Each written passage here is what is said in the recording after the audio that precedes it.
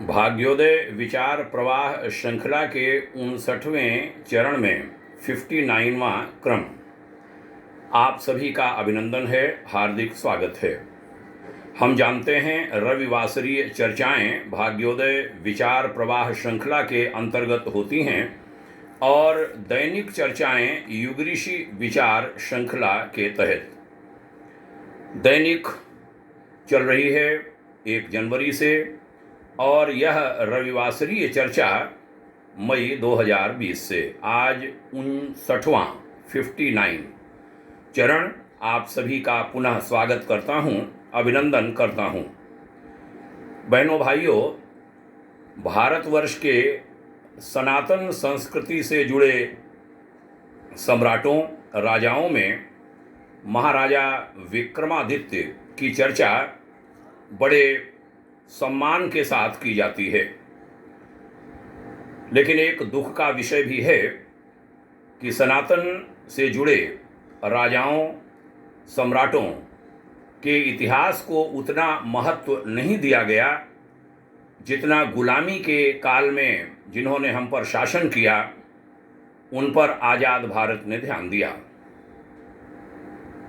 एक आज मैं चर्चा करना चाहूँगा महाराजा विक्रमादित्य के जो नवरत्न थे उनके बारे में।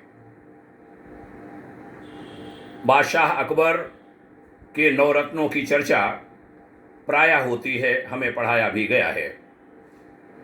लेकिन विक्रमादित्य जी के नवरत्न कौन से थे जो वास्तव में रत्न थे, उनकी चर्चा नहीं होती। यह दुखद है और यह अन्याय है भारतीय इतिहास के साथ इतिहासकारों द्वारा। भर दिया गया अकबर के नवरत्नों के इतिहास से हमारे भारतीय इतिहास को। पाठ्य पुस्तकों में हमें नहीं मालूम महाराज विक्रमादित्य के नवरत्नों की भी कहीं चर्चा हो, जबकि सत्य यह है कि अकबर को महान सिद्ध करने के लिए महाराजा विक्रमादित्य की नकल करके कुछ छद्म वेशधारियों ने इतिहास में लिख दिया कि अकबर के भी नवरत्न थे। आइए राजा विक्रमादित्य के नवरत्नों को जानने का प्रयास करते हैं। राजा विक्रमादित्य के दरबार के नवरत्नों के विषय में बहुत कम पढ़ा देखा जाता है। आखिर कौन थे यह नवरत्न? पहले रत्न की चर्चा करूंगा,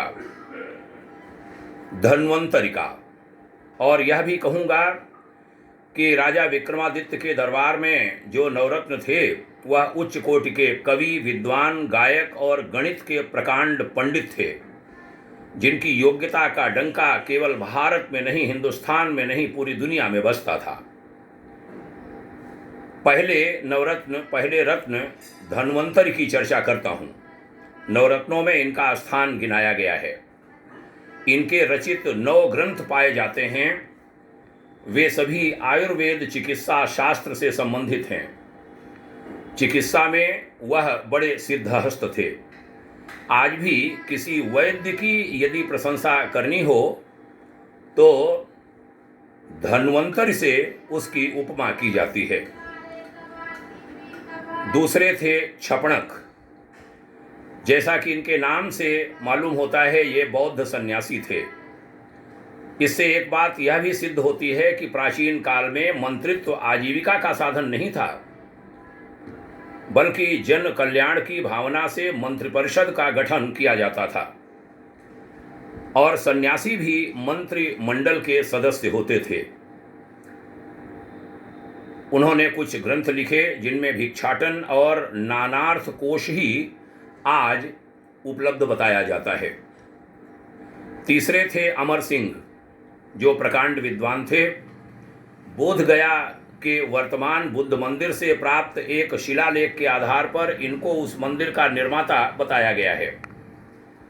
उनके द्वारा रचित ग्रंथों में एकमात्र अमरकोश ग्रंथ ऐसा है कि उसके आधार पर उनका यश आज भी अखंड है। संस्कृतज्ञों में एक उक्ति चरितार्थ है जिसका अर्थ है अष्टाध्यायी पंडितों की माता है और अमरकोश पंडितों का पिता। अर्थात यदि कोई इन दोनों ग्रंथों को पढ़ ले तो वह महान पंडित बन जाता है। तीसरे थे शंकु। इनका पूरा नाम शंकुक है। इनका एक ही काव्य ग्रंथ भूनाभ्युदयम बहुत प्रसिद्ध रहा है, किंतु आज वह भी पुरातत्व का विषय बन गया है। इनको संस्कृत का प्रकांड विद्वान माना गया है। पांचवें थे वेताल भट्ट। विक्रम और वेताल की कहानी जगत प्रसिद्ध है। वेताल पंचविंशति के रचयिता यही थे, किंतु कहीं भी इनका नाम देखने सुनने को अब नहीं मिलता। वेताल 25 से ही यह सिद्ध होता है कि सम्राट विक्रम के वर्चस्व से वेताल भट्ट कितने प्रभावित थे। यही इनकी एकमात्र रचना आज उपलब्ध है। छठवें हैं घट खरपर।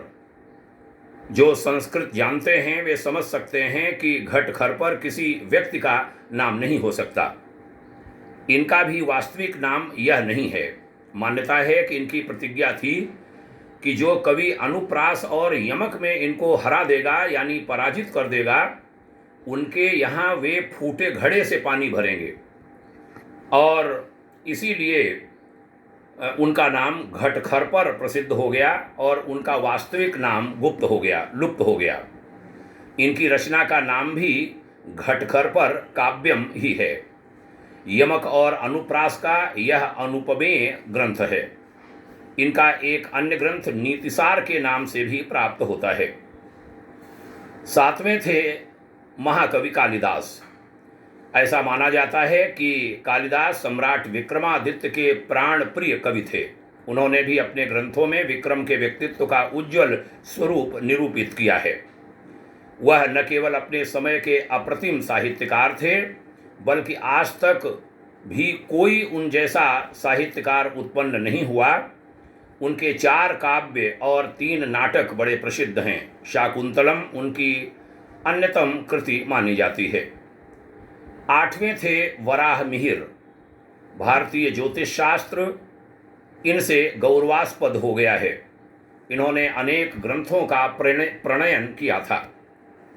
इनमें बृहद जातक, सूर्य सिद्धांत, बृहस्पति संहिता, पंच सिद्धांति यह ग्रंथ मुख्य हैं। गणक तरंगिणी, लघु जातक, समास संहिता, विवाह पटल, योग यात्रा यह भी इनके नाम से पाए जाते हैं कि यह भी इनके द्वारा लिखित ग्रंथ थे।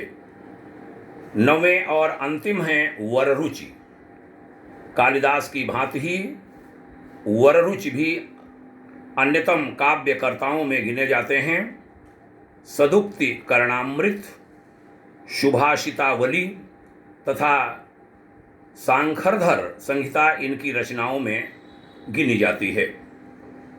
मित्रों, आज 11 जुलाई के भाग्योदय विचार प्रवाह श्रृंखला के इस चरण में यही कहना चाहूँगा कि आज बहुत बड़ी आवश्यकता है कि हम अपने सनातन संस्कृति के प्राचीन इतिहास से आज की पीढ़ी को रूबरू कराएं, अवगत कराएं, परिचित कराएं।